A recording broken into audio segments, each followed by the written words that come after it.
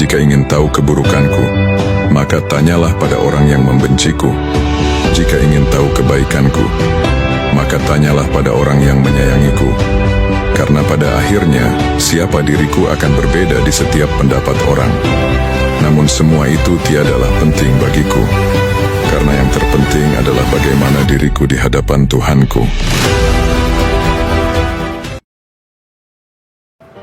Kalau orang yang paling ikhlas kepada rakyat Indonesia itu Prabowo.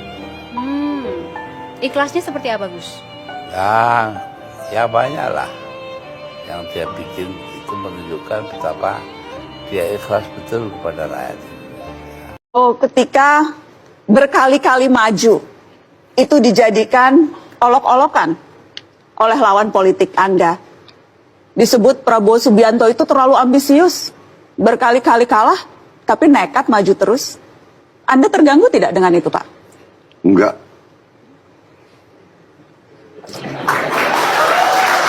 Tidak terganggu. Apa ya?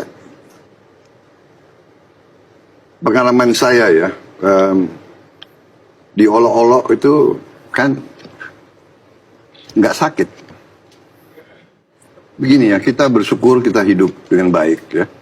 Kita bersyukur pemberian Tuhan. Diolok, dihina, dihujat, difitnah.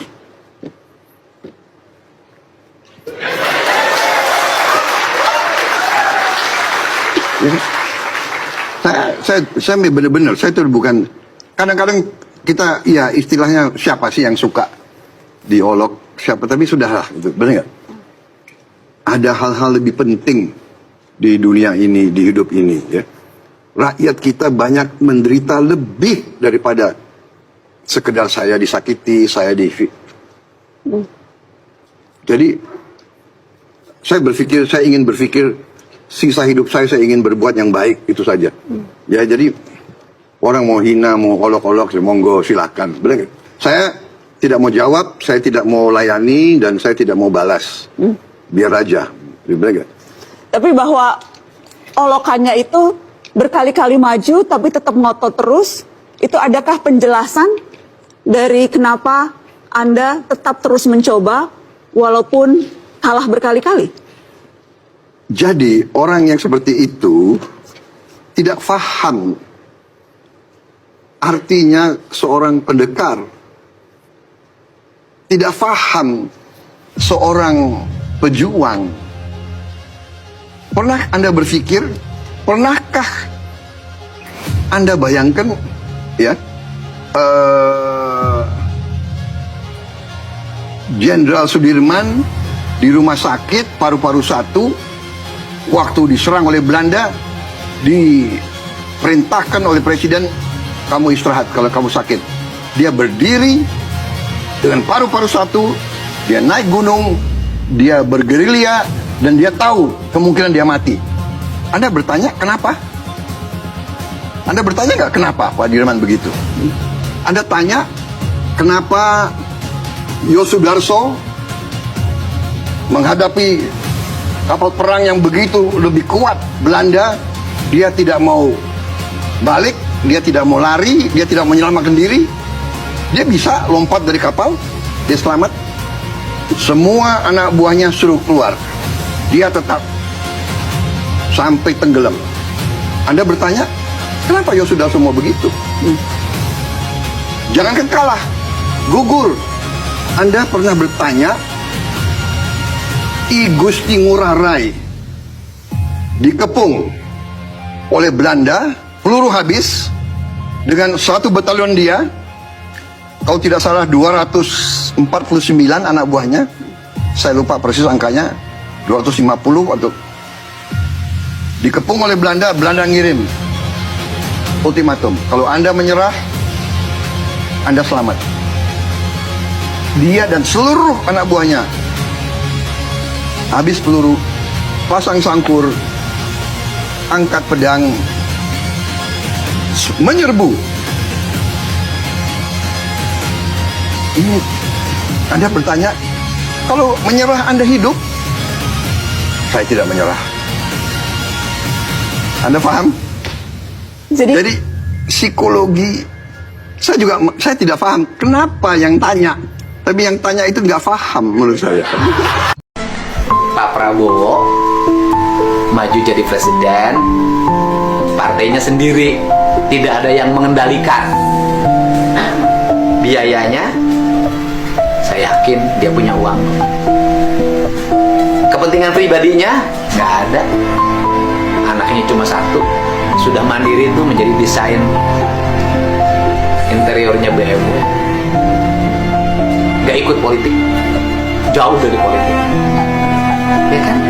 Kepentingannya apa? Hanya kepentingan ingin mewakafkan diri bagi bangsa. Artinya, dalam diri Prabowo hanya ada Prabowo Subianto, nggak ada yang lain. Dan dulu saya agak dekat sama Gus Dur. Gus Dur itu, orang mau percaya nggak percaya, kadang-kadang punya sesuatu, bisa melihat jauh ke depan. Karena saya dekat sama beliau, waktu beliau presiden, saya sering dipanggil oleh beliau. Jadi waktu itu usia saya masih ya relatif muda, ya masih fit. Saya sebetulnya berharap dari Gus Dur, karena dia presiden dan dia tahu bahwa saya sebenarnya tidak bersalah. Saya berharap kalau bisa dia rehabilitasi saya, mengembalikan saya sebagai seorang jenderal. Sebetulnya harapan saya itu. Tapi beliau panggil saya. Habis itu beliau punya suatu teknik kalau mau kasih tahu. Beliau suruh saya ke Jawa Tengah, ketemu satu kiai yang beliau anggap agak punya kelebihan kemampuan. Prabowo kok menghadap kiai itu. Saya datang ke Jawa Tengah, saya menghadap kiai itu.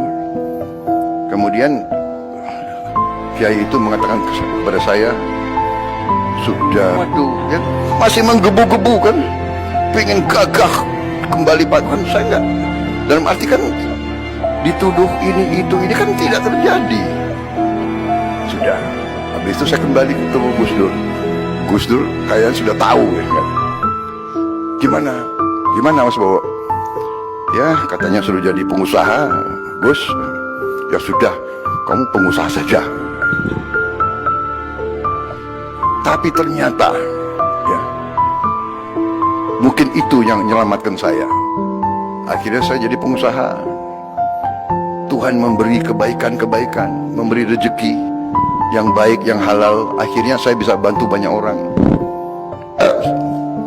Alhamdulillah, karena saya dulu dituduh mau kudeta, saya disuruh pensiun cepet-cepet, ya kan? Masih gagah.